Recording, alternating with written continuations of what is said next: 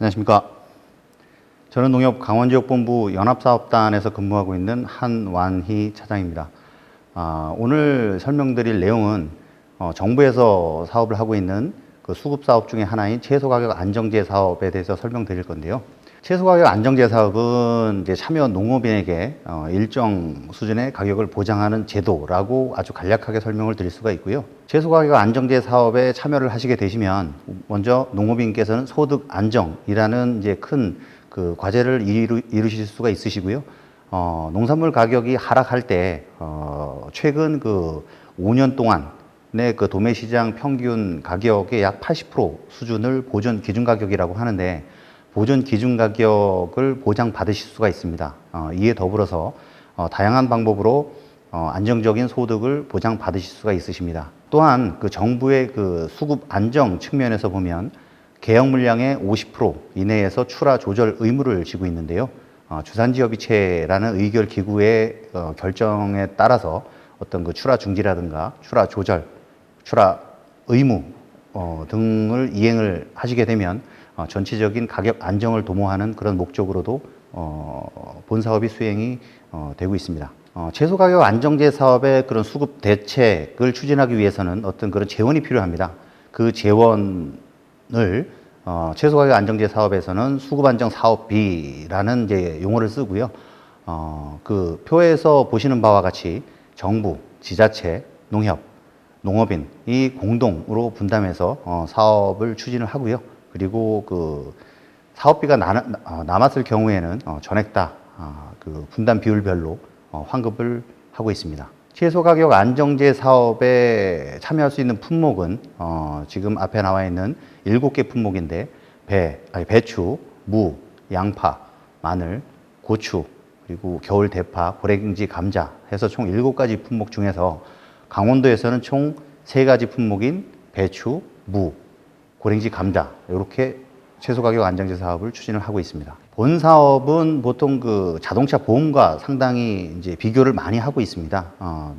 자동차 보험은 여러분들도 다 아시다시피 그 표에 보시는 바와 같이 이제 이렇게 형성이 되고 있는데요. 채소가격 안정제 사업과 가장 큰 차이점은 요 보험료. 저희 본 사업에서는 이제 사업비라는 이제 명칭을 쓰고 있는데 가장 큰 차이점은 환급입니다. 자동차 보험은 만기 시 그 보험료가 완전히 소멸이 되는 반면에 채소가격 안정제 사업은 사업이 끝날 때 어떤 사업비 잔액이 남아있을 경우에는 전액 다 환급을 한다. 그 부분이 가장 큰 차이점이라고 할 수 있습니다. 그럼 채소가격 안정제 사업의 사전적인 의미에 대해서 설명을 드리면 주산지협의체를 중심으로 수급안정 대책을 수립하여 시행하고 참여 농업인에게 일정 수준의 가격을 보장하는 제도라고 말씀을 드릴 수가 있습니다.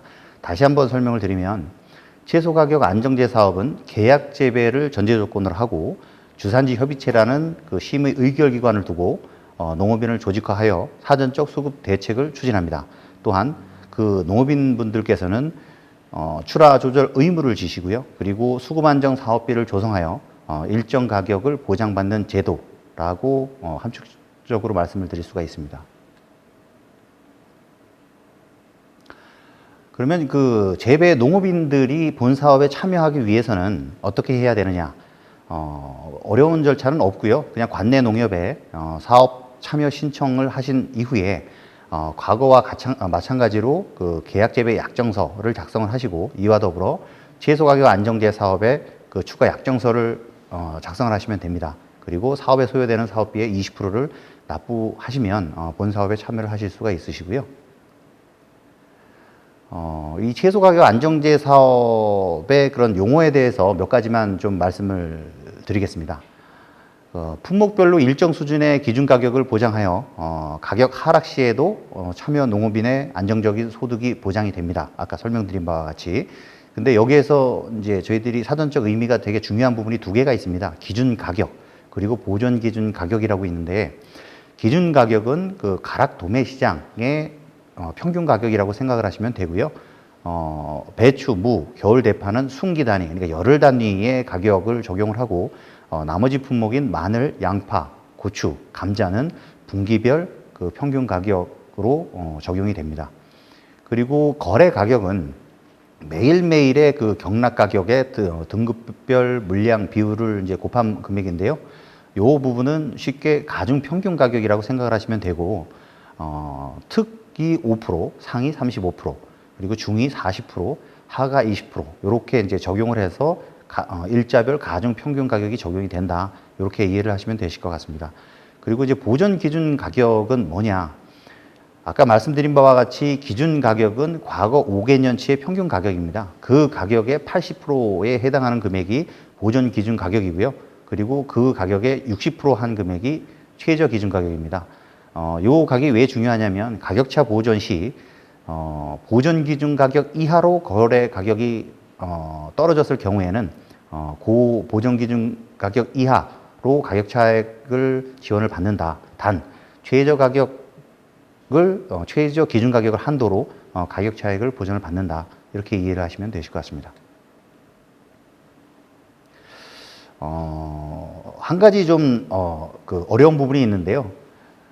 도매 시장의 이제 평균 거래 가격이 가격 차액에서는 가장 중요한 항목이긴 한데, 내가 낸 가격하고 도매 시장의 평균 가격하고 어느 가격이 기준 가격이 되느냐 참 헷갈릴 수가 있는 부분인데요.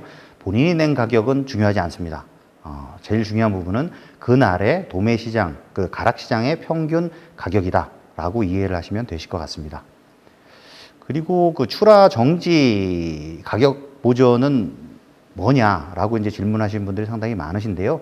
요 부분은 이제 2019년도에 이런 일이 있었죠. 가격이 폭락했을 때 시장에 내도 재비용도 못 건지는 경우들이 상당히 많습니다. 그런 경우에는 시장 격리, 일명 산지 폐기라고 하죠. 그때 이제 보전을 받는 금액이다. 이렇게 이해를 하시면 되실 것 같습니다. 요 그래프는 그 가격차 보전에 대한 그 그래프인데요. 거래 가격이 보전 기준 가격인 그 80% 이하로 떨어졌을 경우에는 그 차액을 보전을 받는다. 이렇게 간략하게 설명을 드리겠습니다. 그 사전적 생산 면적 조절이라고 해서 용어는 상당히 어려운데요. 그 사전적 의미를 보면 관측 정보, 산지 동향을 바탕으로 과잉 생산이 예상이 될 때 지자체나 농협의 신청 및 그 주산지협의체의 심의 의결에 따라서 생육 단계에서 면적 조절을 시행을 하는 부분을 말을 하는데요. 방금 설명드린 바와 같이 출하 정지는 상품이 근시일 내에 출하를 할 수 있을 때 산지 폐기를 하는 부분이라고 이제 설명을 드렸고, 요 사전적 생산 면적 조절은 생육 기간 중에 산지 폐기를 하는 경우를 얘기를 합니다. 그래서 그 표에서 이제 표를 참고해서 보시면 각 품목별로 보시면은 이제 정식 후 아니면 파종 후 생육 기간별로 지원율이 다르게 적용이 되고 있습니다. 최하 65%부터 최고 80% 범위 내에서 사전적 면적 조절에 대한 지원금이 결정이 된다. 이렇게 이해를 하시면 되실 것 같습니다. 그리고 이제 가격이 급등할 경우에는 농민께서 하나의 의무를 지게 되는데요. 그 부분은 이제 그 정부 입장에서는 가격을 안정시키고자 하는 목적의 하나가 이 채소가격 안정제 사업입니다. 그래서 조기 출하 명령을 내릴 수가 있습니다. 경제지주나 정부에서. 그런 경우에는 농민분들께서는 월별 출하 잔량의 50% 범위 내에서 가락도매 시장에 출하 의무를 지고 있습니다. 그래서 출하 의무가 부여가 되면 가락도매 시장에 출하를 해야 되는데요. 농식품부에서 고시하는 그 수급 안정 매뉴얼 상에 세 가지 단계가 있습니다. 주의 단계, 경계 단계, 심각 단계 이렇게 세 가지 단계가 있는데요. 주의 단계에서는 운송비만 지원이 되고 경계 단계에서는 운송비와 출하 작업비가 지원이 됩니다. 그리고 마지막으로 심각 단계에서는 운송비, 작업비, 그리고 상장 수수료까지 지원이 된다라고 이해하시면 되실 것 같습니다. 아까 설명드린 그 수급안정 사업비에 관련된 부분인데요. 좀 상세하게 설명을 드리면 수급안정 사업비는 계약 물량에 보정 기준 가격을 곱하고 거기에 15% 수준으로 이제 사업비를 조성을 하는데요. 정부가 30%를 부담합니다. 그리고 지자체, 시군에서 30%를 부담을 하고 농협 경제지주에서 10%, 그리고 사업농협에서 10%, 그리고 농업인이 20% 이렇게 해서 총 100%로 분담을 하는데 이 부분은 이제 태백농협처럼 수탁 사업의 경우에는 이 비율로 적용이 되고 매취 사업의 경우에는 농업인 20%를 사업농협에서 전체 다 부담을 해서 사업농협 분담분이 30%까지 올라간다. 이렇게 이해를 하시면 되실 것 같습니다. 그리고 사업비는 아까 설명드렸죠. 남았을 경우에는 100% 다 환급을 한다. 상당히 좋은 제도이고요. 그리고 수급안정 사업비는 제가 지금 현재 소속되고 있는 소속으로 있는 농협강원지역본부에서 사업비에 대한 조성 그리고 집행에 대한 관리를 하고 있고요. 그리고 수급에 대한 전체적인 상황은 주산지 협의체에서 그런 어떤 심의결을 거쳐서 진행이 되고 있습니다.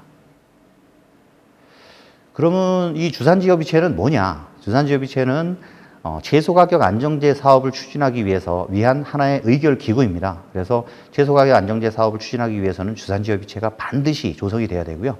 주산지 협의체의 구성원은 생산자, 그리고 생산자 단체, 그리고 행정기관, 그리고 기타 전문 인력으로 구성이 되고 있는데 생산자와 생산자 단체의 비율이 전체 구성원 비율의 60% 이상이라야지만 가능합니다.